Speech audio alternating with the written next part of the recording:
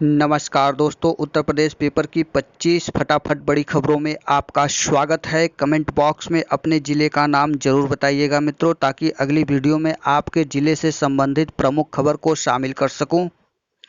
चीन से खूनी संघर्ष में 20 जवान शहीद। लद्दाख की गलवान घाटी में भारत और चीन सैनिकों के बीच पिछले एक माह से चल रहे टकराव के सोमवार देर रात हिंसक रूप ले लिया। भारतीय सेना के मुताबिक वास्तविक नियंत्रण रेखा एलएसी पर चीन के साथ झड़प में भारत के कमांडिंग अधिकारी कर्नल समेत 20 जवान शहीद हो गए। वहीं समाचार एजेंसी एएनआई ने दावा किया कि जवाबी कार्रवाई में 43 चीनी सैनिक मारे गए और कई घायल हो गए हैं। भारत और चीन के बीच 41 दिनों में ऐसे बढ़ा विवाद। 5 मई गलवान घाटी में 250 चीनी और भारतीय सैनिक आमने सामने। 9 मई उत्तरी सिक्किम में भी हुई थी ऐसी ही घटना। 6 जून दोनों देशों के बीच लेफ्टिनेंट जनरल स्तर की वार्ता हुई। 15 जून दोनों देशों के बीच कर्नल रैंक के अफसरों के बीच बातचीत की गई। गाड़ी चलाते समय मोबाइल से बात करने पर अब 10,000 तक जुर्माना लगेगा। उत्तर प्रदेश में अब दोपहिया व 4 पहिया वाहन चलाते समय मोबाइल फोन पर बात करने पर पहली बार में 1,000 रुपये और दूसरी बार पकड़े जाने पर सीधे 10,000 रुपये का चालान काटा जाएगा। बिना हेलमेट पहने दोपहिया वाहन चलाने पर अब 1,000 रुपये जुर्माना भरना पड़ेगा। अभी तक यह जुर्माना 500 रुपये था। इस तरह पार्किंग नियमों का उल्लंघन करने पर पहली बार 500 रुपये और दूसरी बार पकड़े जाने पर 1,500 रुपये जुर्माना देना होगा। अभी तक पार्किंग उल्लंघन में दूसरी बार पकड़े जाने पर जुर्माना 1,000 रुपये था। उत्तर प्रदेश मोटरयान नियमावली के तहत बढ़ी हुई दरों में जुर्माना लगाए जाने के परिवहन विभाग के प्रस्ताव को मंगलवार को कैबिनेट ने मंजूरी दे दी है। मुख्यमंत्री योगी आदित्यनाथ ने उत्तर प्रदेश कामगार और श्रमिक सेवा योजना एवं रोजगार आयोग बनाकर उस पर काम भी शुरू कर दिया है। प्रदेश के वित्त मंत्री सुरेश खन्ना की अध्यक्षता में एक समिति गठित किए जाने का निर्णय लिया गया, जो शीघ्र ही कामगारों व श्रमिकों की सामाजिक व आर्थिक सुरक्षा के संबंध में सुझाव प्रस्तुत करेगी। कोरोना का प्रभाव देश में विनाशकारी नहीं। प्रधानमंत्री नरेंद्र मोदी ने मंगलवार को कहा कि हमारी इतनी जनसंख्या होने के बावजूद कोरोना सा विनाशकारी प्रभाव नहीं दिख पाया जो उसने दूसरे देशों में दिखाया है। दुनिया के बड़े बड़े विशेषज्ञ भारत के लोगों द्वारा दिखाए गए अनुशासन की चर्चा कर रहे हैं। डीएम अनिवार्य रूप से अस्पतालों का निरीक्षण करें। योगी सरकार चिकित्सालयों की व्यवस्था बेहतर बनाए रखने के लिए प्रयास करें। संक्रमित व्यक्ति को घर में रहने की अनुमति नहीं दी जा सकती। यदि आप इलेक्ट्रॉनिक वाहन खरीदते हैं तो रोड टैक्स पर छूट दी जाएगी। प्रदेश में पहले 1 लाख इलेक्ट्रॉनिक दोपहिया वाहनों की खरीद पर टैक्स में 100% छूट का फैसला था। 75% छूट तिपहिया वाहनों के लिए है। 50 रुपये शुल्क वाइन की बोतल पर है। यूपी में मोटर वाहन नियमों की ओर कड़ा कर दिया गया है। बिना सुरक्षा बेल्ट के कार चलाने पर 1,000 और बिना लाइसेंस या 14 साल से कम उम्र के बच्चे के बिना वैध लाइसेंस के वाहन चलाने पर 5,000 रुपये जुर्माना होगा।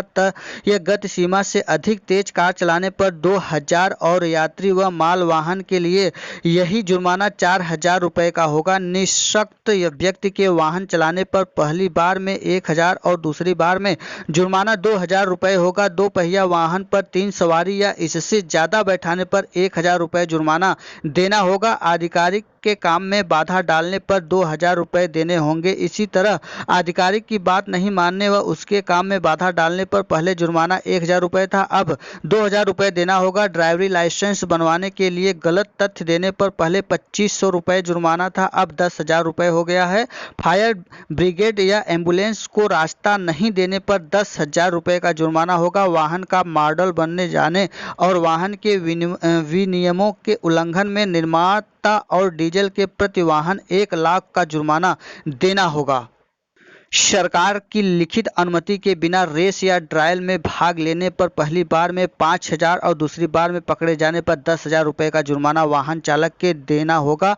किसी व्यक्ति द्वारा यातायात के नियमों के उल्लंघन पर वाहन चलवाने पर 10,000 रुपये का जुर्माना होगा। बिना पंजीकरण व निलंबित पंजीकरण वाले वाहन चलाने पर पहली बार में 5,000 तो दूसरी बार में पकड़े जाने पर 10,000 रुपये का जुर्माना होगा। शांत क्षेत्र में हॉर्न प्रयोग करने पर पहली बार में 1,000 तो दूसरी बार में 2,000 जुर्माना होगा। बिना बीमा कराए बाहर वाहन चलाने पर पहली बार पकड़े जाने पर 2,000 और दूसरी बार 4,000 रुपये का जुर्माना होगा। मुख्यमंत्री योगी आदित्यनाथ ने कहा है कि राज्य सरकार के कामगारों श्रमिकों के सामाजिक व आर्थिक हितों की सुरक्षा के लिए प्रतिबद्ध है। प्रदेश में जिस प्रकार कोविड-19 जैसी वैश्विक महामारी के संक्रमण को रोकने व उससे बचाव के लिए प्रभावी कदम उठाए गए हैं, उसी प्रकार कार्य योजना के तहत कामगारों श्रमिकों को रोजगार उपलब्ध कराने की कार्रवाई व्यापक स्तर पर की जा रही है। मुख्यमंत्री बोले, रोजगार दिलाने के व्यापक स्तर पर प्रयास, कामगारों को योग्यता के अनुसार मिलेंगे अवसर। आयोग के तहत एकीकृत पोर्टल की बना दर्ज होगा ब्यौरा। कांग्रेस के वरिष्ठ नेता प्रमोद तिवारी और विधानमंडल दल के नेता आराधना मिश्रा मोना ने भारत चीन सीमा पर शहीद होने वाले कर्नल और जवानों को श्रद्धांजलि अर्पित की। उन्होंने कहा कि भारत माता की रक्षा करते हुए अपने प्राणों का उत्सर्जन करने वाले इन वीर सपूतों को नमन है। पारिजात अपार्टमेंट में अवार्डियों के अब मुख्यमंत्री योगी आदित्यनाथ का दरवाजा खटखटाया है। परेशान अवार्डियों ने मुख्यमंत्री से एलडीए की शिकायत की है। लोगों ने अपार्टमेंट के निर्माण में की गई गड़बड़ी की जांच एसटीएफ के कराने की मांग की है। अयोध्या में भूमि पूजन के लिए तैयारी प्रारंभ, कार्यशाला में तलाशे पत्थरों की चल रही है सफाई। कोरोना की वजह से जहां महाराष्ट्र, दिल्ली और गुजरात में रोजाना कई लोग जान गंवाना पड़ रहा है, वहीं देश में 10 राज्य व केंद्र शासित प्रदेशों में इसकी वजह से एक भी मौतें नहीं हुई हैं। असम, ओडिशा समेत 9 राज्यों ऐसे हैं जहां बीते 5 दिनों में 5 से कम मरीजों की जान गंवानी पड़ी।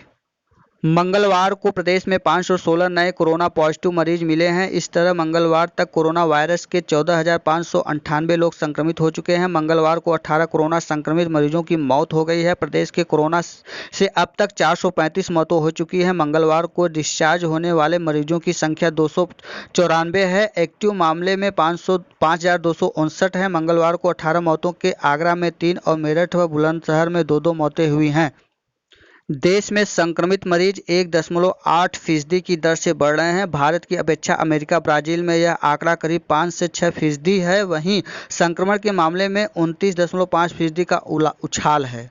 प्रयागराज में 2 साल के मासूम समेत कुल 6 लोगों ने कोरोना के जंग को जीत लिया है। सभी की रिपोर्ट नेगेटिव आने पर मंगलवार को उन्हें डिस्चार्ज कर दिया गया है। जाते समय सभी खुश थे।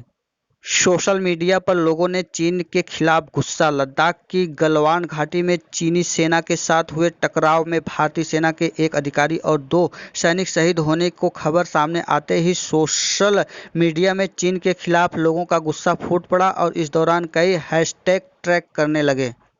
हाई कोर्ट की लखनऊ बेंच ने मंगलवार को प्रदेश कांग्रेस अध्यक्ष अजय कुमार लल्लू को जमानत पर रिहा करने का आदेश दे दिया है। न्यायालय ने उन्हें चेतावनी भी दी है कि जमानत पर रिहाई का दुरुपयोग नहीं करेंगे। वहीं न्यायालय ने अपने आदेश में यह भी टिप्पणी किया है कि परिवहन सेवा का कोई सहयोग देने की अपील प्रधानमंत्री या मुख्यमंत्री की ओर से नहीं की गई तो इसका प्रस्ताव देने का कोई औचित्य भी नहीं था। न्यूजीलैंड में लौटा कोरोना, 24 दिन बाद 2 केस मिले। 8 दिन पहले संक्रमण मुक्त बना था न्यूजीलैंड। गाजीपुर में मानसून की पहली बारिश से लोगों को गर्मी से मिली राहत। बारिश होने से किसानों को राहत, बेहतर होगी खेती। आकाशीय बिजली से भैंस आदि की बहुत मौतें हुई। आकाशीय बिजली गिरने से टीवी का एंटीना ध्वस्त।